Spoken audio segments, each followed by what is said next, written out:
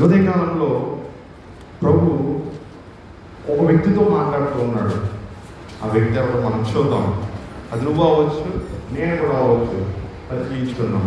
లోక సువార్త 10వ అధ్యాయాన్ని మనం గమనిస్తూ ఉంటే 25వ వచనంలో ప్రభు అక్కడ మాట్లాడుతూ ఉన్నాడు. ఆ సంభాషణ అప్పుడు జరుగుతుందా, ఆ పై పెరుగుతో పాటు అది కంటిన్యూ అవుతుందా మాకైతే తెలియదు. తెలుగు బైబిల్లో ఒకప్పుడు ఆయన అని రాస్తుంది, ఎన్ఆర్వి బైబిల్లో కూడా అలాగే ఉంది. తర్జుమాలో అది కంటిన్యూషన్లో అది కొనసాగుతున్నట్టు ఉంది.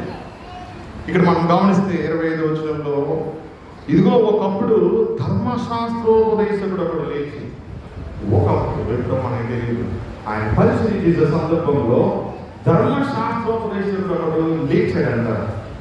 నువ్వు లేచావు అంటే దేవుని కొరకు నిలబడడానికి మాత్రం నువ్వు లేవాలి. పడిపోయిన తర్వాత తిరిగి ప్రభు సన్నిధిలో నువ్వు ప్రవేశించాలంటే నువ్వు తిరిగి లేవాలి. చదువుపోయిన కుమారుడు ఏమనుకుంటా తెలుసా? నేను లేచి నా తండ్రి వద్దకు వెళ్ళి, తండ్రి నేను నీకును పరలోకంలో విరోధంగా ఆయన పాపం చేసి ఉన్నాను. లేచుట అంటే పరివర్తనం చెందుట అర్థము, మారు మనసు పొందుట అర్థము. ఇక్కడ లేచుట అంటే అర్థం ఏంటంటే ఒకవేళ తిరుగుబాటు చేయటానికి అర్థం వస్తుంది. ఇక్కడ మనం గమనిస్తే ఒకప్పుడు ధర్మశాస్త్రోపదేశకుడు లేచి, బహుశా ఆయన సమాజంలో ఉన్నాడేమో, ధర్మశాస్త్రోపదేశకుడు కూర్చున్నాడేమో, లేకపోతే బయట ఎక్కడైనా ఆయన కూడికలో వాకింగ్ చేస్తున్నాడేమో, అక్కడ కూర్చున్నాడేమో ధర్మశాస్త్రోపదేశకుడు.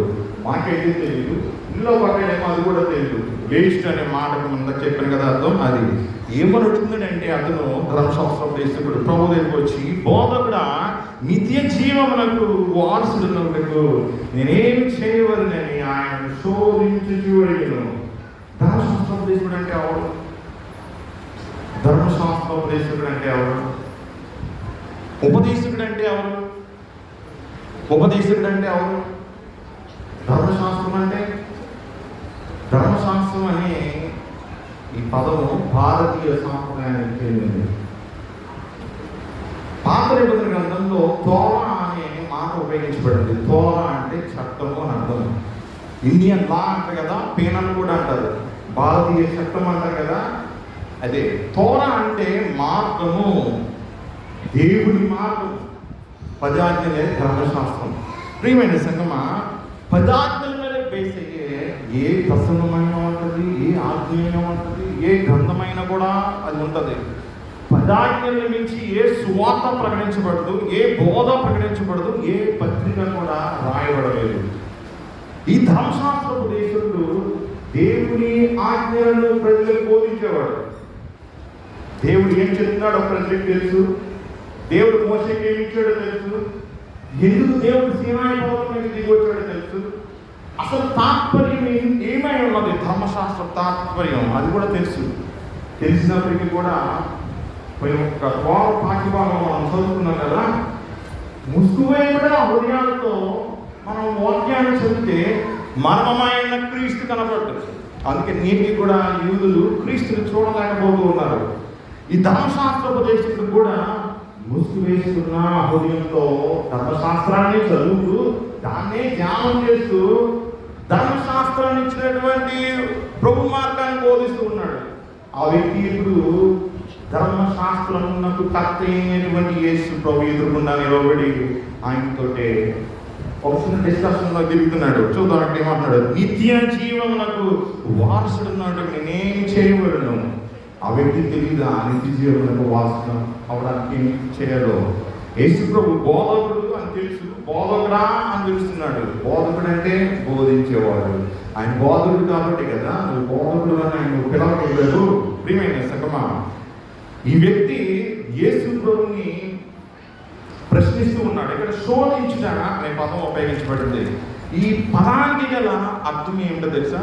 దీనికి ఎప్పైరాజు అనే పదం వాడబడింది మోవాస్తవం. దీని అర్థం ఏమిటంటే కావాలని నువ్వు శోధించు అంటే ఎక్స్ట్రీమ్ లెవెల్కి వెళ్ళిపోయి ఆ ఎక్స్ట్రీమ్ లెవెల్లో ప్రభుని నిలబెట్టడం అన్నమాట. శోధించడం. ఇప్పుడు ఏం చేస్తాడో చూద్దాం.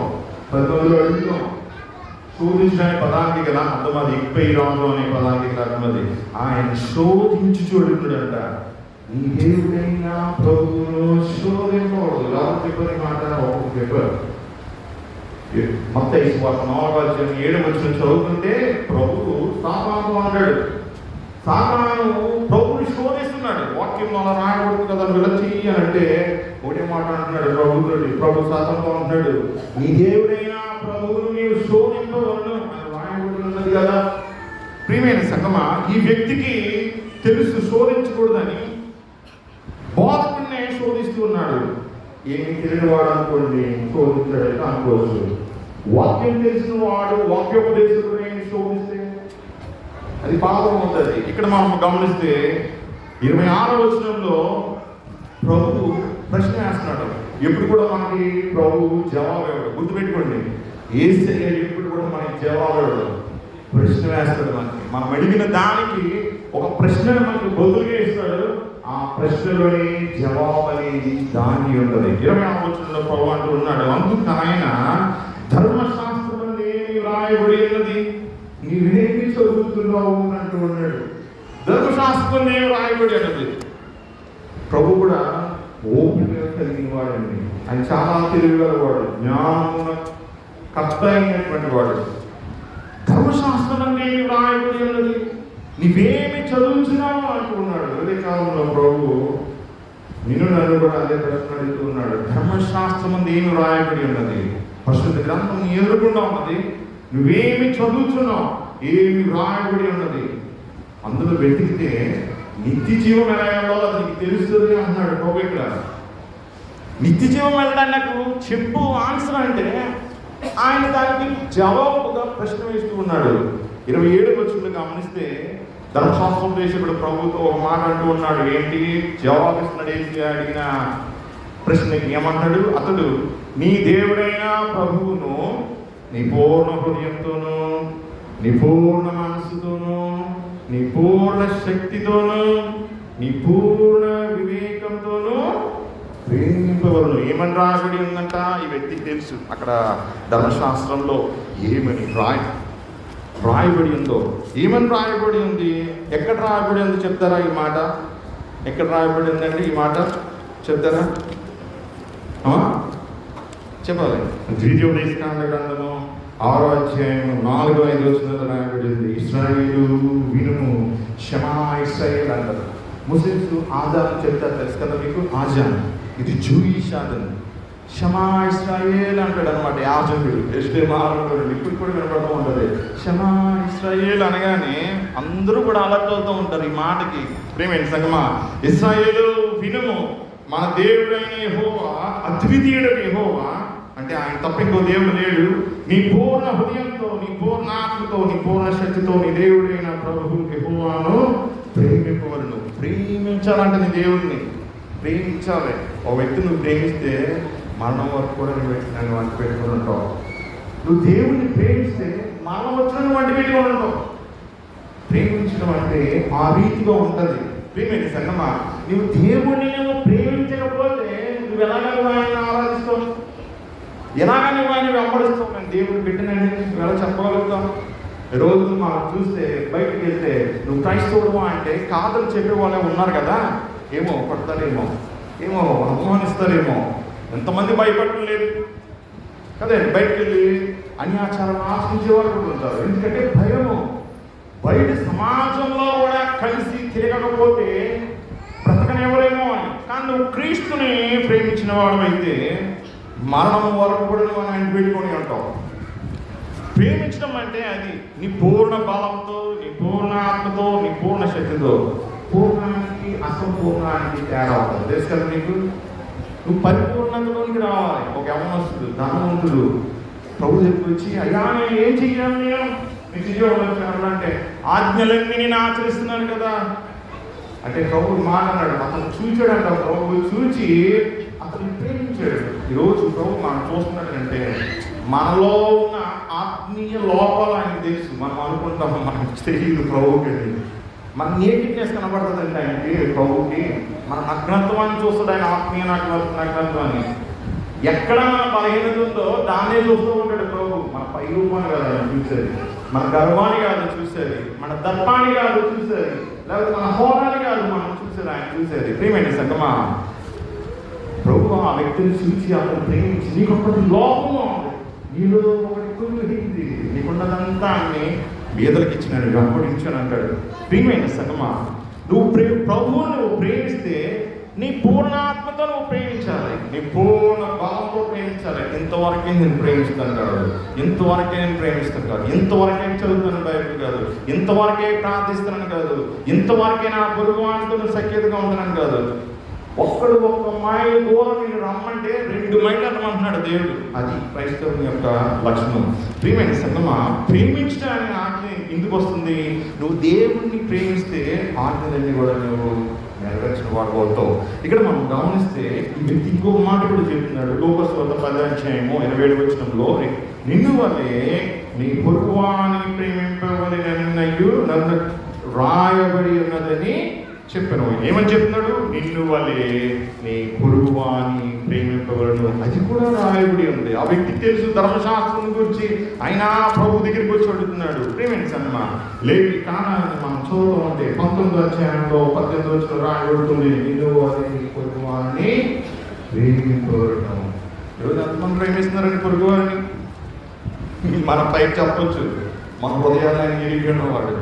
ప్రేమైన సంగమా, ఇక్కడ మనం గమనిస్తే లోకాసు సువార్తలో ఈ చెప్పబడినటువంటి ఈ వచనంలో, చదివిన వచనంలో ఆ ధర్మశాస్త్రోపదేశకుడు ప్రభువుకి జవాబిస్తున్నాడు.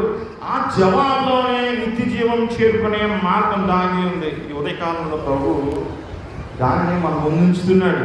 మత్తయి సువార్తను మనం చదువుతున్న సందర్భంలో సేమ్ ఇదే తాత్పర్యం అక్కడ ఇటువంటి భాగమే అక్కడ రాయబడుతుంది. మత్తయి సువార్త 22:37 నుంచి 36 నుంచి చూస్తే 35 నుంచి చూద్దాం. వారిలో ఒక ధర్మశాస్త్రోపదేశకుడు ఆయన శోధించు, బోధకుడా, ధర్మశాస్త్రంలో ముఖ్యమైన ఆజ్ఞ ఏదని అడిగాను. అందుకే ఆయన నీ పూర్ణ హృదయంతోనూ, నీ పూర్ణ ఆత్మతోనూ, నీ పూర్ణ మనసుతోనూ నీ దేవుడైన ప్రభువును ప్రేమింపవలెను. ఏమని చెప్పినాడు ప్రభు ఈ ఆజ్ఞకి? ఇది ముఖ్యమైనది, మొదటిదైన ఆజ్ఞ. ఎందువల్లే నీ పొరుగువాని ప్రేమింపవలెననియు రెండవ ఆజ్ఞ. దాని వంటిదే ఈ 2 ఆజ్ఞలు ధర్మశాస్త్రం అంతటికి, ప్రవక్తలకును ఆధారమైనట. ధర్మశాస్త్రం అంతటికి, ప్రవక్తలకును, సువార్తలకును, పత్రికలకు ఆధారమైనది. ఈరోజు ప్రతి సంఘంలో కూడా బోధించబడుతున్న బోధనలు కూడా ఈ 2 ఆజ్ఞలే మూలమై ఉన్నాయి. ఈ భాగంలో మనం చదువుతూ ఉంటే ప్రభు ఆ వ్యక్తిని అక్కడ పరిశోధిస్తూ ఉన్నాడు. పరిశోధిస్తూ అతనిలో ఉన్న బలహీనతను ఆయన బయటకు కనుపరుస్తూ ఉన్నాడు. మనం ఇక్కడ గమనిస్తే 28వ లోకస్వార్త 10:28 ప్రభు ఒక మాట చెప్తున్నాడు అతనితో. అందుకు ఆయన, నీవు సరిగా ఉత్తరమిచ్చితివి. ఈ వ్యక్తి బైబిల్ చదువుతున్నాడు, ధర్మశాస్త్రం నిరిగిన వాడు. నీవు సరిగా ఉత్తరమిచ్చితివి, చదవండి, అలాగూ చేయము అప్పుడు జీవించదు అని చెప్పాడు. అలాగూ చేయాలంట, అప్పుడు జీవించదు. ఎలా జీవిస్తావు నువ్వు? ఎలా జీవిస్తావు చెప్పండి? ఎలా జీవిస్తావు? స్పాట్గా ఇప్పుడు చచ్చిపోతే పదవానికి వెళ్ళగలను అని నమ్మకం ఉన్నప్పుడే అది జీవంలో ప్రవేశించగలుగుతాం. ప్రియమైన సంగమా, ఎప్పుడు ఉంటుంది మనకి ఆ నమ్మకం? ధర్మశాస్త్రం ఎరిగి ఉన్నప్పుడు, మూలకర్తలు ఎరిగి ఉన్నప్పుడు, ఆ ప్రభువును మనం ప్రేమించినప్పుడు, మన నిత్య జీవనము పొందుకొని వారంగా ఈ లోకంలో మనం జీవించగలుగుతూ ఉంటాం. ప్రభు ఈ వ్యక్తికి నీవు సరిగా ఉత్తరం ఇచ్చి అలాగ చేయము అప్పుడు జీవించదు అంటూ ఉన్నాడు. సింపుల్గా చెప్పాడు ప్రభు, నువ్వు అలాగ చెయ్యి, నువ్వు జీవిస్తావు. ఇదే మాట ప్రభు ఎవరైనా మనం చెప్తూ ఉంటే మన యొక్క ప్రతిస్పందన ఏ విధంగా ఉంటాయి, మనం చేస్తున్నామా అని మనం పరిశీలించుకుందాం. మొదటి ఆజ్ఞ చెప్పాడు ప్రభు, రెండవ ఆజ్ఞ చెప్పాడు. ఆ 2 ఆజ్ఞల ప్రకారం మనం కైగొంటున్నామా? అది ఇంట్లో మనం ఉదయకాలం మన ఆలయంకి వచ్చామా? ఆలయంలో కూర్చున్నామా? ఇక్కడ మనం గమనిస్తే 29వ వచనాన్ని మనం గమనిద్దాం. యేసు ప్రభు ఆ వ్యక్తికి అలాగ చేయము అప్పుడు నువ్వు జీవించదు అని అంటే, ఈ వ్యక్తికి ఉన్నటువంటి వ్యాసధారణ ఇక్కడ కనపడుతూ ఉంది. ఈ ఉదయకాలంలో ఇవ్వబడినటువంటి సువార్త పాఠ్య భాగంలో ఇదే మనకి ఇక్కడే ఆ లోటును ప్రభు విధిస్తూ ఉన్నాడు. అందుకే ఆ ఉపమానాన్ని ఆయన చెప్తూ ఆ వ్యక్తిని గర్జిస్తూ ఉన్నాడు. ఏమని చెప్తాడు చూద్దాం. అయితే తాను నీతిమంతుడైనట్టు కనుపరుచుకొని కోరి. ఏమంటున్నాడు? నీతిమంతుడైనట్టు కనపరుచుకొని కోరి. ఇప్పుడు ఆ వ్యక్తి నీతిమంతుడు కావాలని వాక్యం అక్కడ చెప్తుంది కదా. కనపరచుకోనబోయి అంటే ఏంటి? కనపరచుకోవాలనుకుంటున్నాడు. ప్రభు తెలిసిపోయింది ఆ వ్యక్తి యొక్క డూప్లిసిటీ. ఆ వ్యక్తి మోసగాడని తెలుసు. ధర్మశాస్త్రోపదేశకుడు అయినప్పటికీ కూడా అతనిలో దేవుని వాక్యం లేదని తెలుసు. అందుకనే ప్రభు అతనితో చెప్తున్న మాటకి అతను అంగీకరించలేకపోతున్నాడు. ఇంకా సరే నువ్వు చెప్పావు, మాకు తెలియదేంటి అన్నట్టు ఉంది. అవునవును అంటున్నాడు. చూద్దాం, మళ్ళీ చూద్దాం. అవును కానీ నా పొరుగువాడెవడు అని అంటున్నాడు. నీతిమంతుడని కనపరచుకోవడం ఏంటి? ఎవరినైనా మోసగించవచ్చండి మనం. దేవుడు మనం మోసగించలేడు. ఈ ప్రపంచంలో నిజంగా చెప్తున్నాను, ఎవరినైనా నువ్వు మోసగించవచ్చు కానీ దేవుడు మోసగించలేడు. ఆదాము ఆ పండు తినేసి జాగ్రత్తగా దాక్కున్నాడు చెట్టు చోటన. ఆదామా ఎక్కడున్నావు అన్నాడు ప్రభు. దావీదు పరాయి స్థితిలో వ్యభిచారం చేశాడు. ఆమె భర్తను చంపించాడు. సిగ్గు లేకుండా ఆ స్త్రీని తెచ్చి ఇంట్లో పెట్టుకున్నాడు. దేవుడు తెలియదా? అయ్యో మన ప్రభువుకి కళ్ళు లేవా? తెలుసు. తెలిసి ఓపిక పెట్టాడు దావీదుని బిడ్డ కాబట్టి. కనబరుచుకుంటూ ఉంటారు నీతిమంతులుగా. మన నీతి ఆయనకి తెలియదా? ఉదయకాలంలో ఒకసారి సాధు సుందర్ సింగ్ గారు నార్త్ ఇండియాలో పరిచయం చేస్తూ మార్గంలో వెళ్తున్నారు. ఆయన నడుచుకుంటూ వెళ్ళేవారు. రక్తము కాల్చిన పాదములు గల సువార్థికుడు ఆయన అపోస్తలుడు, మన ఇండియా యొక్క అపోస్తలుడు, ఇండియా సువార్థికుడు ఆయన రక్తం కారణం ఉండేది. ఆయన నడుస్తూ ఉంటే ప్రభు కొరకు ఆయన పరిచయం చేశాడు. రక్తం కాలేదంట ఆయన ప్రేమ సన్మానం. ఆయన వెళ్తూ ఉంటే ఇద్దరు వ్యక్తులు ఆయన చూశారు. ఆయన రావడం, ఆయన వచ్చేటప్పుడు ఒక వ్యక్తి నేలలో పడుకుని ఉన్నాడు, ఒక వ్యక్తి నిలబడి ఉన్నాడు. సాధు సుందర్ సింగ్ గారు ఆ వ్యక్తి దగ్గరికి వచ్చేటప్పటికి ఒక వ్యక్తి కూర్చున్న వ్యక్తి ఏడుస్తూ ఉన్నాడు బిగ్గరగా. సాధు సుందర్ సింగ్ గారు అతని దగ్గరికి వెళ్ళి, బాబు ఏమైంది నీకంటే, అయ్యా వ్యక్తి చనిపోయాడు, ఇంటికి కూడా తీసుకెళ్ళడానికి డబ్బు లేవు, కనీసం పాతి పెట్టడానికి కూడా డబ్బు లేవు అయ్యా అని అంటా ఉంటే సాధు సుందర్ సింగ్ గారు పాపం జాలిపడి ఆ డబ్బు తీసి ఇచ్చారు. ఆ దుప్పటి కూడా ఇచ్చే అయ్యా అన్నాడు సాధు సుందర్ సింగ్ గారు. పాపం ఆయన పైన కప్పుకున్న దుప్పటి కూడా తీసి ఇచ్చేసారంట. ప్రార్థన చేసి వెళ్ళిపోయారు సాధు సుందర్ సింగ్ గారి దగ్గరికి. ఆయన కొంత దూరం అయిన తర్వాత ఇక్కడ మెలుపుకున్న వ్యక్తి కింద పడుకొని ఉన్నాడు కదా, ఆ వ్యక్తిని లేపుతున్నాడు. సాధు సుందర్ సింగ్ గారు ఎదుర్కొందని ఆయన దుప్పటితో ముసుకేసాడు ఆ వ్యక్తికి. అంటే చనిపోయాడు కదా, మరి నమ్మించారు కదా సాధు సుందర్ సింగ్ గారిని. దుప్పటేసాడు ఆయన మీద, పడుకున్న వ్యక్తి మీద. ఎప్పుడైతే సాధు సుందర్ సింగ్ గారు అవతలకి వెళ్ళిపోయారో ఆ వ్యక్తి లేవట్లేదు, పడుకుంటున్నాడు. ఆ మెలుగుకున్నవాడు లిగురా లిగురా అని అంటా ఉన్నాడు కానీ వెళ్ళిపోయాడు. ఆ పిచ్చోడు వెళ్ళిపోయాడు. డబ్బు తీసుకున్నాడు, దుప్పటి తీసుకున్నాడు, లెగు వెళ్ళిపోతాం అంటే లేవట్లేదు అంట. కుళ్ళు అని ఏడ్చాడు. ఇప్పుడు సాధు సుందర్ సింగ్ గారు వెనకొస్తారంట, బాబు ఎందుకు ఏడుస్తున్నావు, పాపం చేశాను కదా, ఎందుకు చనిపోయిన ఇంటి గురించి ఏడుస్తావు, నువ్వు బ్రతుకున్నావు కదా, నువ్వు జీవం కలిగి ఉండి ప్రభువుని ఎందుకు పిలిచారంట. అయ్యా నేను మిమ్మల్ని మోసం చేసాం, మేమెదురు కూడా మిమ్మల్ని మోసం చేసే సందర్భంలో ఆ వ్యక్తి బ్రతికే ఉన్నాడు. ఇది ఇప్పుడు చచ్చిపోయాడు ఆ వ్యక్తి అంట. ఆయన బ్రతికించమని అడుగుతున్నాడు. అక్కడ కాలంలో వెళ్ళాడు. కనబరుచుకున్నాడు అక్కడ. నటన అనేది ఎవరి దగ్గర? సాధు సుందర్ సింగ్ గారు దేవుని ఆనందపడిన వ్యక్తి, దేవుడి సేవకుడు, వాక్యంలో బోధించేవాడు. ప్రభు దగ్గర మనం ఎప్పుడు కూడా నటించకూడదు. ఈ ధర్మశాస్త్రోపదేశకుడు ధర్మాన్ని బోధించేవాడు, వాక్యాన్ని బోధించేవాడు ఎవరి దగ్గర నటిస్తూ ఉన్నాడు? ప్రభుత్వ మనము గేమ్స్ ఆడితే అలాగే నిజం చెప్తున్నాను నేను. ఎవరితో గేమ్స్ ఆడవచ్చు అండి, ఏ స్త్రీతో మాత్రం గేమ్స్ ఆడకూడదు. అనుకోవచ్చు ఆయన క్షమిస్తాడు కదా, శిలువ మీద వేలాడు కదా, డోంట్ కేర్ అంటాడు ప్రభు. ఆయన సంగతి తెలియదు నీకు. మేకులతో కాళ్ళకు మేకులు కొట్టినప్పుడు, చేతులకు మేకులు కొట్టినప్పుడు, బల్యాన్ని ఆయన పట్ల కొట్టినప్పుడు, కొరాలతో కొట్టినప్పుడు ఆయన భరించాడు. ఎందువరకు? మన పాపం నుండి మనం విడుదల పరచడానికి. అంతేగాని మాటి మాటికి మనం పాపం చేస్తూ ప్రభుని శిలువ వేసుకుంటే ధర్మశాస్త్రం అనేది ఆపరేట్ అవుతూ ఉండదు. ధర్మశాస్త్రం ఏమని చెప్తుంది?